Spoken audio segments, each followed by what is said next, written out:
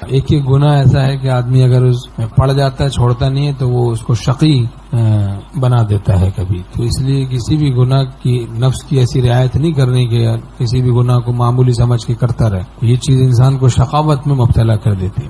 ایک گناہ بار بار ہو رہا ہے اللہ کے راستے میں رکاوٹ بن چکا، تو اب اس رکاوٹ کو ہٹانا پڑے گا، اس کی اصلاح کروانی پڑے گی. بہانے سے گناہ کرتے ہیں. مرض کی اصلاح نہیں کروائی تو کسی عمر میں بھی کوئی گارنٹی نہیں ہے ایسے شخص کی. کسی بھی وقت پھر وہ مبتلا ہو جائے گا گناہ میں. بدنگاہی کا علاج نہیں کرایا تو بڑھاپے میں بھی بدنگاہی میں مبتلا ہو جائے گا، عشق مجازی میں مبتلا ہو سکتا ہے. تو اہتمام سے، سختی کے ساتھ حفاظت نظر اور ہر گناہ سے بچنے کا اہتمام ہو. استقامت اہل استقامت کی صحبتوں سے ملتی ہے، ورنہ تقوی پر لقوہ گر جاتا ہے. چند دن انسان گناہوں سے بچتا ہے، پھر وہی گھڑی میں ولی گھڑی میں بھوت. گھڑی میں ولی بن جاتے ہیں کتنے، گھڑی میں بھوت بن جاتے. ایک صاحب بڑی تقریر بہترین اشک بار آنکھوں کے ساتھ کرتے تھے، لیکن رات میں ننگی فلمیں دیکھتے تھے. انہی آنکھوں سے رو رہے ہیں، انہی آنکھوں سے گندی چیزیں دیکھ رہے ہیں. تو اصلاح کا تعلق اگر کسی اللہ والے سے نہ ہو تو آدمی ٹیڑھا میڑا رہتا ہے، کچھ گڑبڑ رہتی ہے، گناہوں میں مبتلا رہتا ہے، اللہ کی ولایت خاصہ سے محروم رہتا ہے.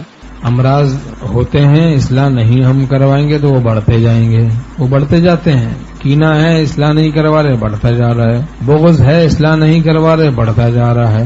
حب مال ہے، اصلاح نہیں کروا رہے، بڑھتا جا رہا ہے.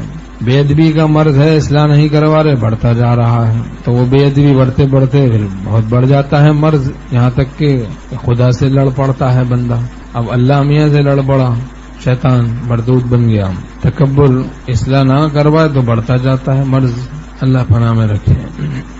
ایک جگہ ہمارے احباب میں سے قصہ سنایا، ان کے پڑوس میں ہوا کہ جائیداد کا کچھ مسئلہ تھا، اور دوسرا یہ کہ ان کی بیٹیوں کا رشتہ طلب کر رہا تھا. بھائی اپنی بھتیجیوں کا رشتہ طلب کر رہا تھا. اب وہ نہیں دے رہے تھے، اور کوئی جائیداد کا مسئلہ تھا. ایک دن دعوت کی، ابھی کچھ وقت پہلے کی بات، دعوت کی گھر پہ، اور پھر دعوت کرنے کے بعد پھر وہ بھائی کو وہاں بھیجا گیا دوا لینے، اور یہاں یعنی اس کی بیوی کو پہلے قتل کر دیا، پھر بچیاں جو تھی ان کو الگ مار ڈالا. پھر وہ آیا بھائی، اس کو بھی کلاڑی سے مار ڈالا. اب اتنا غصہ، اتنا غضب، اور پھر پولیس نے ان کو بھی پکڑ لیا.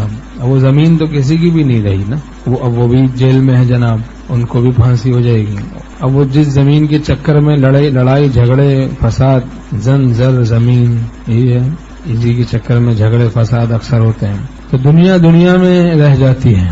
اچھا، یہ امراض اصلاح نہیں کروائی، دیکھیں بڑھتے جا رہے ہیں کتنا.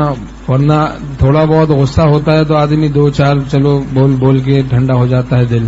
اب یہ تو ٹھنڈا ہی نہیں ہو رہا. ایک کو قتل کر دیا، دوسرے کو قتل کر دیا، تیسرے کو قتل کر دیا، چوتھے کو قتل کر دیا. تو یہ ٹھنڈا کیوں نہیں ہو رہا؟ یہ مرض بڑھتا چلا گیا نا. ہاں، اللہم ارحمنی بترک المعاصی ولا تشقنی بمعصیتک. حدیث شریف میں، اے اللہ مجھ پر ایسا رحم کر دے کہ میں گناہوں کو چھوڑ دوں، اور گناہ کی وجہ سے مجھے بدبخت نہ بنا.